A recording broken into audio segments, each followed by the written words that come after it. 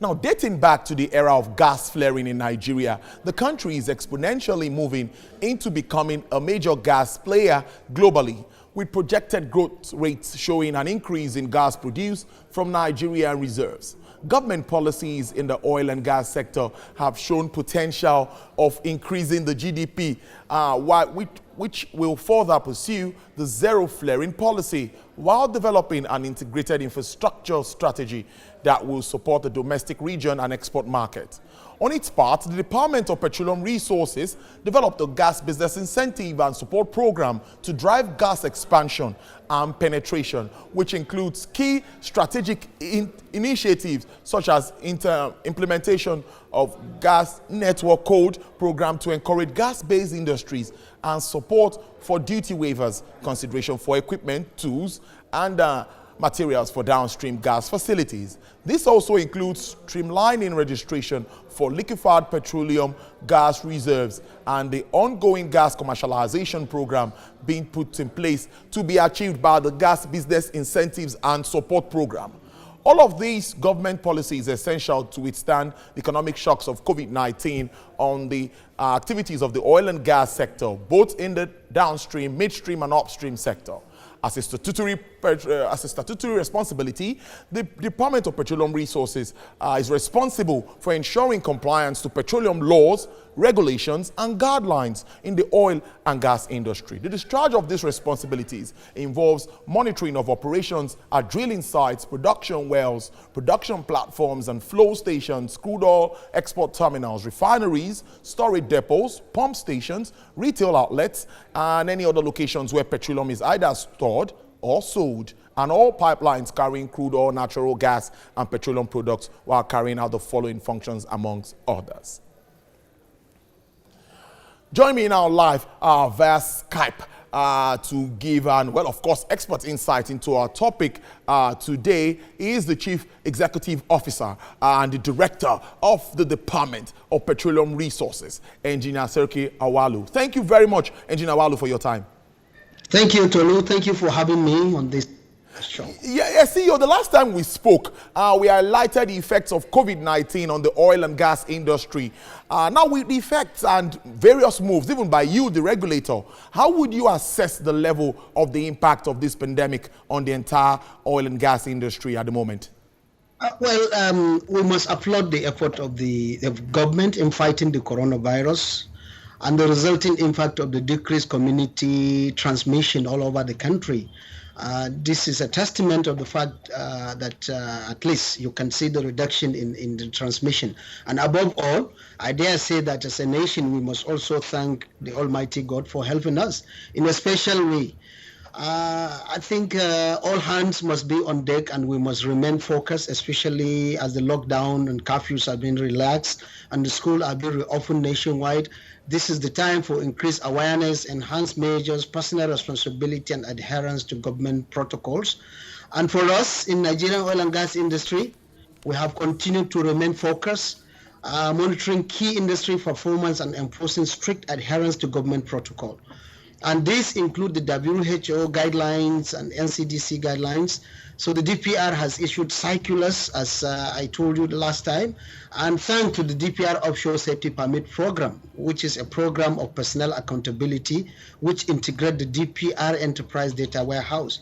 We're able to monitor remote location, all offshore workers, and we also enhance the capacity as we have a lot of support from the Honorable Minister of State, Chief Timothy Silva. He just approved the implementation of search, rescue, and surveillance program, which will be an industry-wide, which we unified all the personnel accountability and will bring about cost-effective and emergency response and surveillance platform for all the issues of HSC, bed space management, logistics, security, interventions, and fire control.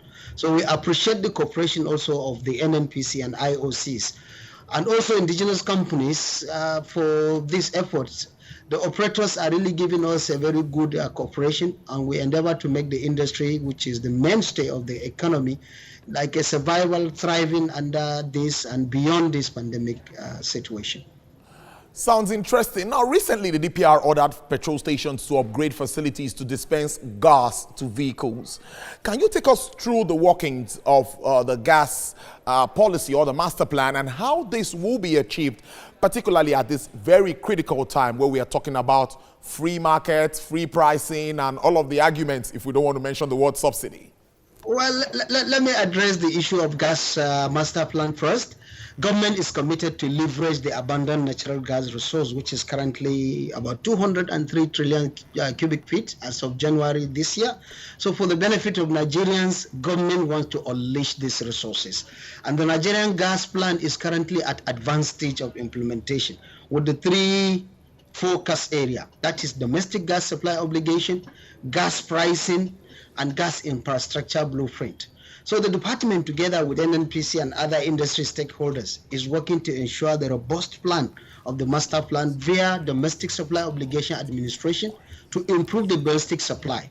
Then implementation of the network code to facilitate investment in the midstream gas infrastructure and ensuring the market-led competitive price regime that protect consumers while entrenching the investment. And to complement the gas master plan effort and to drive the domestic utilization, the department is driving the use of virtual pipeline. And as part of our business advisory role, we carried out a nationwide assessment of retail outlets and encouraged the co-location of add-on gas facilities using the network of over 9,000 retail outlets. And these retail outlets, they meet the minimum safety requirement. And other retail outlets owners that may not meet that, we encourage them to get a space so that we can allow them to have a standalone gas facility. So a new world of investment is being made and available. For example, the modular, skid-mounted, containerized facilities and other proven modular LPG and auto gas handling system. These are intrinsically safe systems that will promote quick gas penetration, and they are affordable, accessible, and available. And the add-on facilities and filling station, like the average Nigerian call it will feature auto gas facilities to provide alternative fuel for CNG, LNG, and LPG to enable Nigerians have choice of fuel for vehicle use, domestic cooking, heating, and utilities. And remember, as Opportunity House and Business Enabler, that's DPR, we encourage investment in auto conversion production and production of cylinders, ancillary like valves, hoses for domestic LPG, CNG, and auto gas.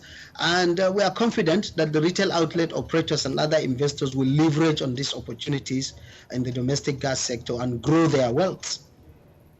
Talking about growing their wealth, we're talking about attracting more investment. Now, all of this is for us to shift away from maybe PMS and all of that, particularly at this time where we are talking about differentials, pricing, and subsidy, like some people would like to use the word. Thank you, Tolu. This, focusing on gas is kind of following ministerial directives to ensure that people have freedom of price. You can say that the declaration of this gas revolution was made earlier this year by message of Mr. President and Commander-in-Chief to Nigerians, and this followed by a series of strategic initiatives by the Minister of State declaring the year of gas. Hence, we are working assiduously to deepen the gas utilization and penetration. This reticulation of estates, virtual pipelines, and all this gas to people is just to actualize the mandate of Mr. President. And DPR has put in place a gas business incentive and support program, which you mentioned, and the program specifically is to create opportunities for investors to grow their wealth and to establish downstream gas facilities. We have simplified all the relevant guidelines and streamlined approval process to enable fast-track approval, relax all the processing fees, stimulate the investment, and we are relaxing even the domestic LPG mix to make it 40-60. And this 40-60, it enable more gas, which aligns with SON specification of vapor pressure to ensure security of supply. And the rollout of additional gas to people initiative will be coming up in the coming days to enjoin Nigerians to join the drive in converting their cars to dual fuel system and enjoy opportunity of alternative fuel, which will give them price freedom. So I think we're now taking advantage of our gas reserves other than before now where we used to flare. Now, let's talk about something else now, CEO. Now, the House of Representatives Committee on Upstream visited you a few weeks ago, I think last week or around that. And just a few days ago, depot owners also visited you. Can we talk about the high points of these gatherings and what Nigerians should expect from your, discussions and collaborations with all of these bodies? In fact, Tolu, the DPR has received scores of high-profile visitors and critical stakeholders within the past few weeks. This is in line with our stakeholder management strategy and to keep all informed about the activities of the pivotal and the pivotal role DPR plays in the nation economy. We have opened doors and we have listening ears to continue to improve our work process, methods, and we are there to support and grow the industry and grow the national economy. Since we are not just regulators, but also we are an opportunity house and business enablers. Specifically, the visit of the National Assembly is always historic and rewarding. Being the critical stakeholders, and I think they represent Nigerian people, which we serve. This visit of the House Committee on Upstream is to show DPR activities, our performance, and the honorable members and the oversight. It helps us to continue increase our performance. And the National Assembly were delighted to receive the news of our revenue performance specifically. And the full remittance to the designated federation account, since we don't operate account. Our account is federation account and we remit the money there. And the visit of the Depot and Petroleum Marketers Association, that is DAPMAN, were also remarkable. We love the interaction with our licensee, lessee, and duty holders who are investors in the industry. So we value our partners and we want to give them this courage that we provide very simple rules for the investment so that the game is played on a level ground. And DPR assured all investors and our readiness to really apply rules to safeguard their investment, guarantee safety, ensure value, and let consumers know that this is DPR that create value for Nigerians and its all stakeholders. In fact, the visit of DAPMAN will unveil our focus, cardinal focus on downstream operation, which is QQIS. Quality, quantity, integrity, and safety. Safety, where you landed now, the CEO, safety, that brings me back to gas. I was thinking about it. As good as it is, safety is very important when it comes to the use of LPG and CNG like you identified. What is on ground to make sure that we are safe as Nigerians when we start to use this and adopt? Key into it totally. Yeah, so the safety actually, if you recall, in March this year, we launched a program, we call it MISDO, Minimum Industry Downstream Safety Training. What it is there is to give a minimum safety training in simple major Nigerian languages, that when people are handling petroleum product, gas, PMS, they survive, because one life of Nigerian is better than the entire investment. So that is why the QQIS program, we start with safety. We launched MISDO and people are registering. What is this MISDO? Getting people to have training to survive, how to handle the product, how to handle the facility, their interaction with the facility, so that as we push gas to people, first they know how to survive when handling it, and they know how to thrive to really make it an opportunity for this God-given blessing for this wonderful country and wonderful nation. So that is why we emphasize on that safety. We started with it, that is MISDO. We are now going on to quantity, in which we are using technology to get quantity at every point. Then the quality, we will track it and track every petroleum product, whether it is fuel, whether it is gas, to know that consumers are taking good quantity, good quality at an appropriate price. Now, CEO, despite all of these challenges, we've seen what's happening, lower price, COVID-19, demands dropping. What more should we expect? And particularly, you also alluded to the fact that revenue, you're a revenue generating agency, and you've been commended even by the House of Reps what you've been able to do. So what more should we expect going forward, despite all of the odds? What are you putting in place for Nigerians to be able to? You see, Tony, listen, we see more opportunities than challenges. Actually, the challenges facing the economy, we see it as opportunity. We are mindful of the pressure of triple force on the oil and gas industry. The triple force is reduced price, as you say, COVID-19 and OPEC cut. This triple force, we see it as an opportunity. And the Nigerian economy, we have to really look at this triple force, provide this. So, with this strategy that we roll out, the industry really survives, both upstream and downstream.